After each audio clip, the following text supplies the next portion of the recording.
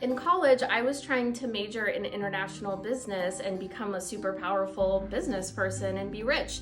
But then, what they don't tell you is you have to take required classes. And one of them I took was sociology. And you know what? It completely changed my life and opened my eyes to the world in which I was living. And I ended up switching my major to sociology, and here I am now. All right, so in 5th grade, I traveled to the National Chess Championships in Nashville, Tennessee. And when I went there, I learned that second round, I was in the number 1 ranked table in the entire tournament against the number 1 ranked player, and it was at 8 p.m. And I was terrified, but I was also excited. And after 3 hours and 80 moves, the longest game of my life, I actually won, and I was really proud of myself. When I was younger, my family would travel almost every summer to Hong Kong, and it opened me up to a whole new culture. So a couple months ago, I think it was December, I volunteered at a voter registration booth that was right outside Wonder Fair, and I think it was my 3rd time doing it or something, but I just remember this time was super memorable because I had friends with me along with Mr. Nicky. And we were out there for a couple of hours, and it was a pretty successful night. We had a lot of people register and just share voting information, so we were just already in a good mood. And then towards the end, as we were packing up,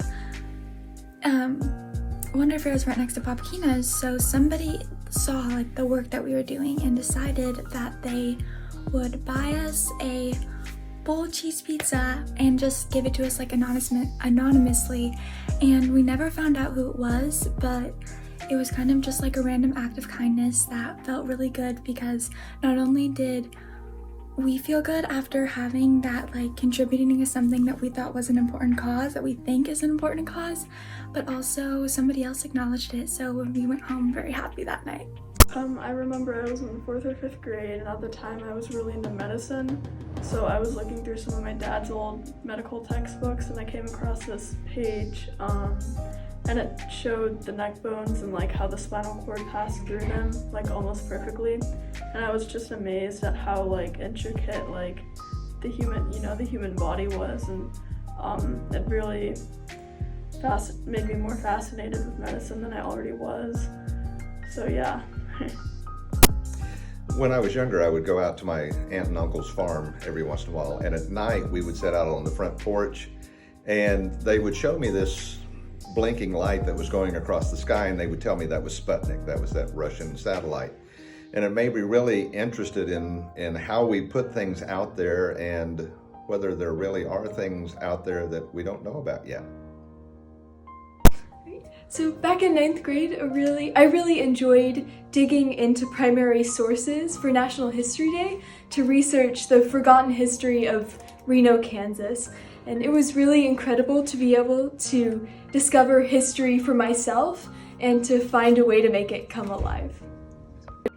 When I was about 8 or 9ish, my grandpa used to tell me this story. It was basically about a king who was going hunting with this bird, and he kind of just tried to go get some water from a river, but the bird kept knocking the cup of water out of his hands. And so eventually he got mad and killed the bird, only to realize that the water had been poisoned from a nearby group of snakes who were dead already. So after this, he kind of just felt instantaneous regret. And what I took away from that was, rather than just going to the immediate decision, just assess the situation beforehand before you take action. Make sure you know what's going on fully. Okay, last year in study hall, Mr. Bryan was dissecting a dog, and I saw it, and I was scared at first to look at it because I thought it was gonna be gross, but I saw the heart and muscles and everything, and it was not as gross as I thought it was gonna be, and it was kind of cool, which was surprising. 3. Back in a previous school, I taught Dante's Inferno, but had never read the other parts, Purgatorio and Paradiso. So a friend and I started a book club where we read the entire Divine Comedy, and I got to be one of the students with the other students. No grades, no tests, just straight discussion. and it changed my personal philosophy and everything. When I was in 2nd grade, we did a butterfly project where we grew our own butterflies, and it was just really cool learning about that. A year ago, I went to Australia, and it was in 2019, so the world was kind of messed up. Politicians only cared about themselves. And I thought it was just really cool how everybody in Australia was very nice and kind to each other, and that really made me see that we have hope for the world if we follow their example. So I was in 6th grade and was put in a situation I hadn't really been in before as a facilitator of a big class discussion. And something happened where somebody got upset because they didn't feel they were being listened to, and somehow I was able to handle that situation. And from there on out, my teacher kind of labeled me as a leader, and it made me realize that, yeah, I can be a leader, and that there's more than one way to lead. That you don't have to necessarily be president of your class or giving a speech to be a leader, but can do it in a lot of different ways. Last year, my family went on a trip to Alaska, and it was a very eye-opening experience as I remember seeing a lot of new landscape and wildlife and experiencing new weather. So when I was in the 9th grade at school, I decided to, even though I was rather shy and introverted, step really a long way out of my comfort zone and audition for the school play. And I ended up getting the leading role and having one of the best experiences of my life.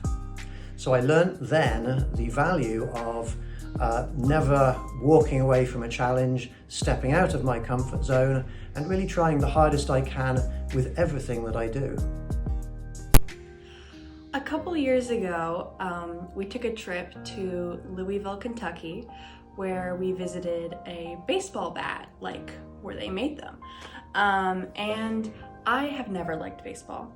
I just always thought it was kind of boring. But after watching them take this huge block of wood and just take it down to this beautiful, pristine, engraved baseball bat, it was just, I don't know, it was so eye-opening and interesting. And that was what piqued my interest of baseball.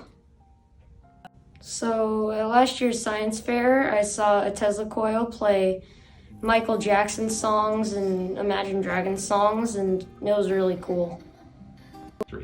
I was in 3rd grade, and my 3rd grade teacher told us that our next unit, the next chapter we'd be learning about in math, was going to be just the concept of negative numbers. And all the kids in my class freaked out, and one kid yelled out, "What?" and the teacher just then explained the concept that there were numbers smaller than 0, and then my entire class freaked out, including me, and then we learned about negative numbers. Hi, one of the most interesting things that I learned was to skydive. The idea of facing your fear, jumping out of an airplane, and keeping your wits about you to pull the chute was a challenge, to say the least. Going through that and then making a safe landing was one of the most exhilarating moments of my life.